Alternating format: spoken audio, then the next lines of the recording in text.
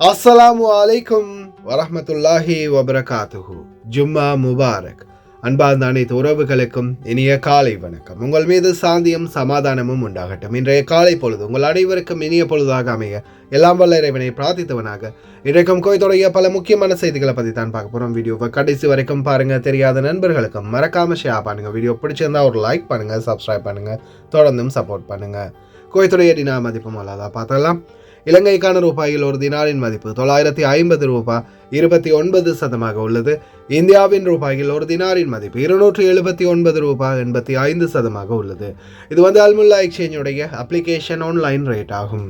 அதே போல் இலங்கைக்கான ரேட்டை பார்த்தலாம். கூகுளில் 953 ரூபாய் 30% உள்ளது. அதே போல் இந்தியாவுக்கான ரேட் கூகுளில் 280 ரூபாய் 91% உள்ளது. அமான் எக்ஸ்சேஞ்ச் ரேட்டை பார்த்தலாம். இந்தியாவுக்கான ரூபாயில் ஒரு தினாரின் மதிப்பு 280 ரூபாயாக உள்ளது. அதே போல் இலங்கைக்கான ரூபாயில் ஒரு தினாரின் மதிப்பு 952 ரூபாய் 40% உள்ளது.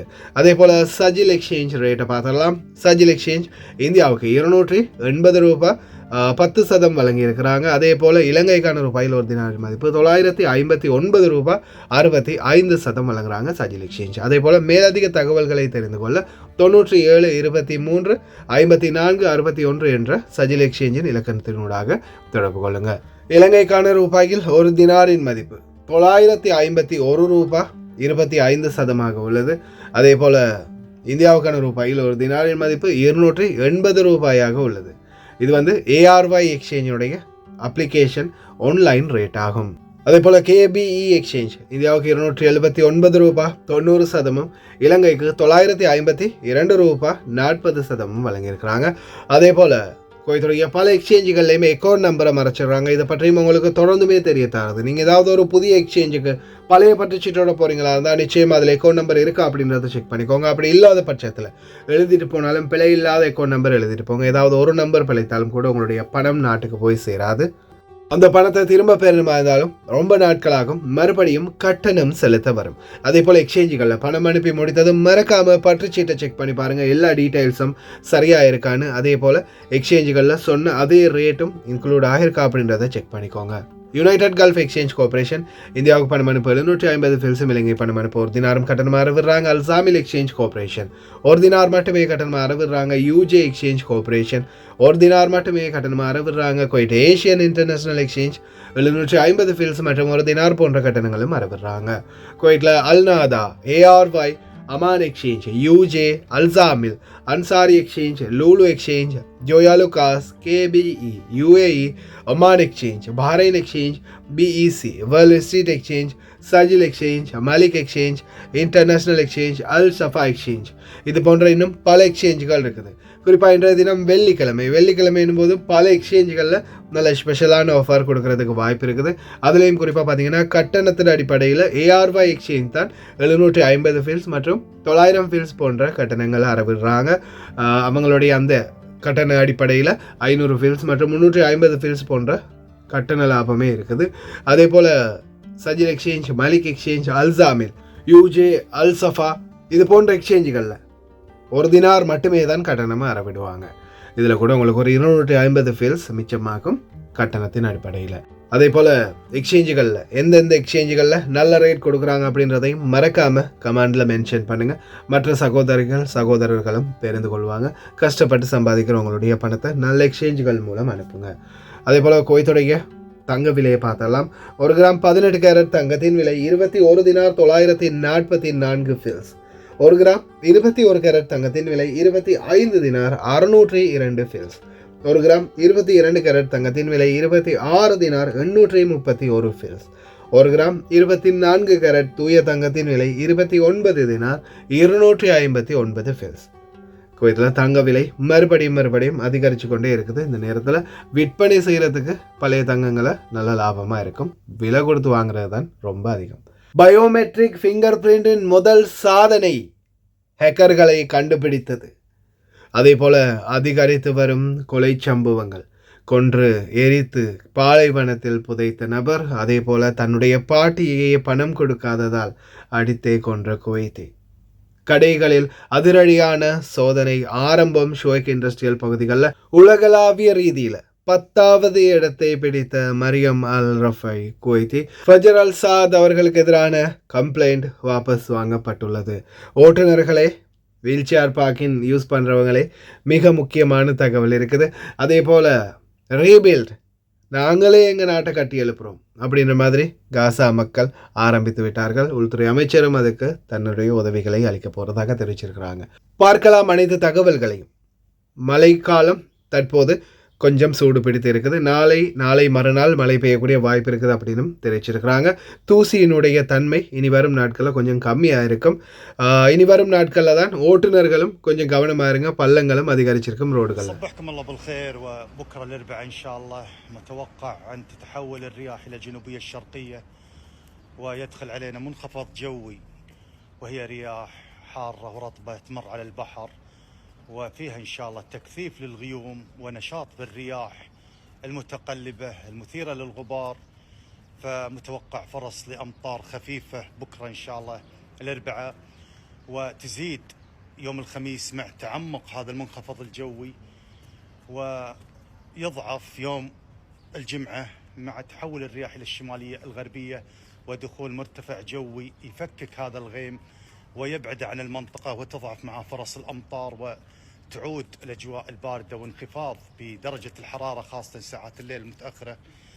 فإن شاء الله تستمر معنا فرص الأمطار وتقوي التربة ونشهد العشب اللي يخفف الغبار علينا وأيضا يأخر الحرارة بالصيف، فتكون أجواءنا حلوة إن شاء الله خلال الفترة القادمة بإذن الله تعالى.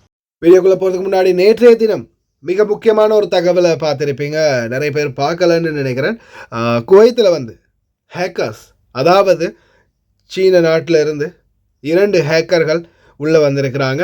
இந்த நாட்டுடைய மொத்த டேட்டாவையும் பேங்க்குடைய டீட்டெயில்ஸையும் இந்த நாட்டுடைய டெலிகம்யூனிகேஷனையும் மொத்தமாகவே சரிவடைய செய்கிறதுக்கு பிளான் பண்ணி தான் இவங்க வந்திருக்கிறாங்க.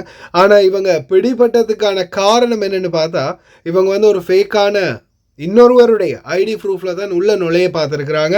ஆனால் எப்படியோ பயோமெட்ரிக் சிஸ்டம் வேறு லெவலில் இவங்களை கண்டுபிடிச்சி கொடுத்துருக்குது. பயோமெட்ரிக் இருந்ததால் தான் மெயினாகவே இவங்களை பிடிக்க முடிந்தது. பயோமெட்ரிக் சிஸ்டம் இல்லாமல் போயிருந்தால் எல்லாமே ஒட்டுமொத்தமாகவே இந்த நாட்டுடைய ஒட்டுமொத்த நெட்வொர்க்கே ஸ்தம்பிதமாகி சரிவடைந்து போயிருக்கும். டெலிகம்யூனிகேஷனை டார்கெட் பண்ணியிருக்கிறாங்க. அதே போல் பார்த்திங்கன்னா பெரிய ஒரு சைபர் அட்டாக் நடத்தி இந்த நாட்டினுடைய பணத்தை ஒட்டுமொத்தமாக பேங்க் ஆன்லைன் டிரான்சாக்ஷன்களை ஒட்டுமொத்தமாக சூறையாடுறதுக்கு முயற்சி பண்ணியிருக்கிறாங்கன்னு தெரிய வந்திருக்குது. தயவு செய்து ரொம்ப கவனம். ஆன்லைன் மூலம் எந்த லிங்க் வந்தாலும் தயவு செய்து டச் பண்ணாதீங்க. ரொம்ப கவனமாக இருங்க அனைவருமே. அடுத்த முக்கியமான தகவலை பார்த்துட்டு போயிடலாம். ஓட்டுநர்களை, இதோ 150 தினார் அபராதம். இது பார்த்திங்கன்னா வீல் சேர் பார்க்கிங், ஸ்பெஷல் நீட்ஸுக்காக யூஸ் பண்ணக்கூடிய பார்க்கிங்கில் நீங்கள் வண்டிகளை நிறுத்தினீங்கன்னா, அதுவும் அந்த கார்டு இல்லாமல், வீல் சேருக்கான அந்த ப்ளூ கலர் கார்டு உள்ளே இருக்குது பாருங்கள் காருக்குள்ளே, அந்த கார்டு இல்லாமல் நீங்கள் நிறுத்தினீங்கன்னா உங்களுக்கு 150 தினார் ஃபைன். அதாவது சும்மா நிறுத்திட்டு போகும்போது முக்காலஃபா போட்டால் மட்டும். அதே மாதிரி இந்த கார்டுக்குரிய உரிமையாளர், இந்த கார்டுக்குரிய மாமாவோ பாபாவோ இல்லாமல் நீங்கள் தனியாக போனாலோ அல்லது வேறு யாராவது ஒருத்தரை கூட்டிகிட்டு போனாலோ இந்த வீல் சேர் பார்க்கிங்கில் நிறுத்தக்கூடாது. அப்படி நிறுத்தினாலும் உங்களுக்கு அதே 150 dinar fine.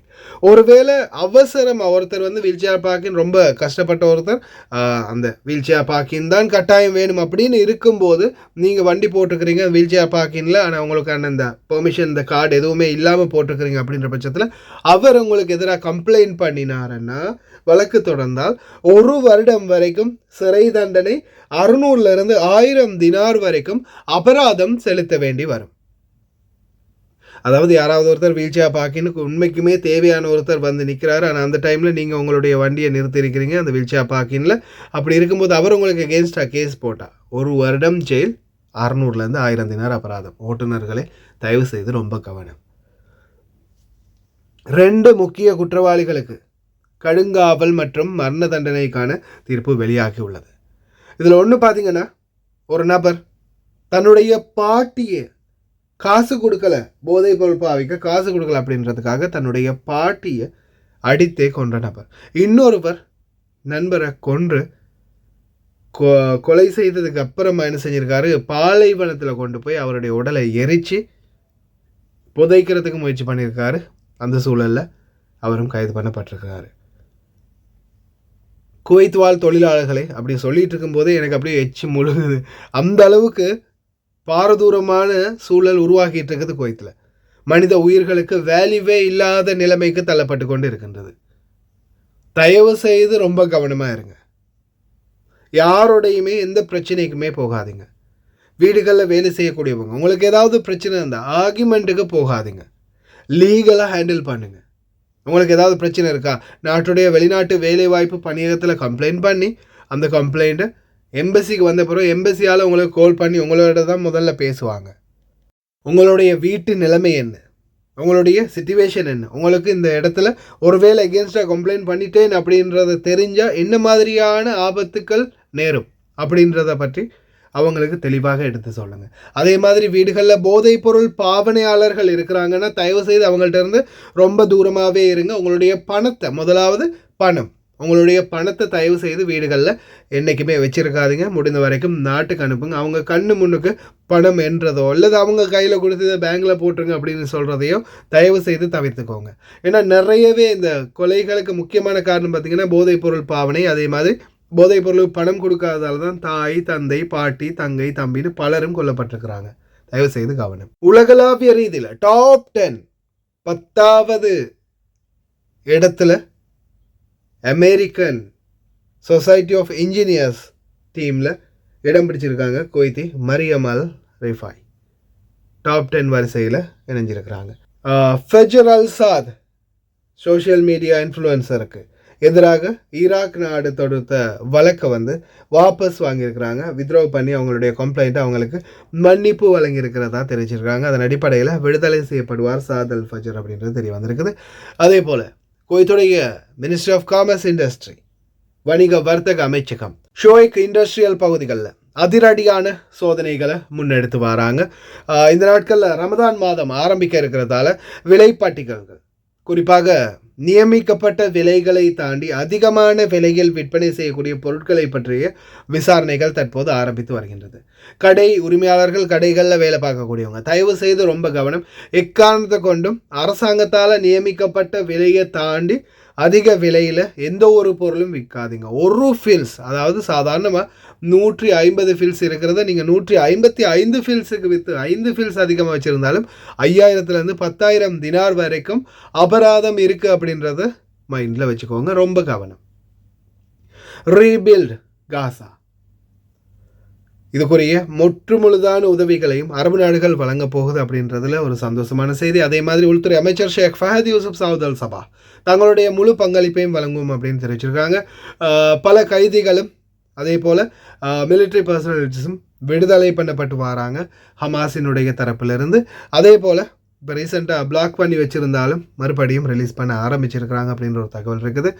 Donald Trump காசாவை take over பண்ணி ரீபில்ட் பண்ண போகிற விடயத்துக்கு நார்த் கொரியா மற்றும் சைனா மற்றும் அரப் கண்ட்ரிகள் முற்றுமுழுதாக தங்களுடைய எதிர்ப்பை தெரிவிச்சிருக்கிறாங்க.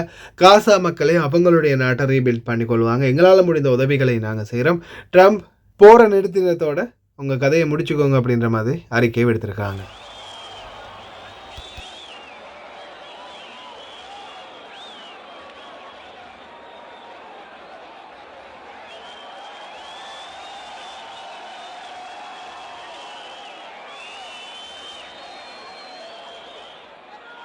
يا حبيبي انزل يا حبيبي.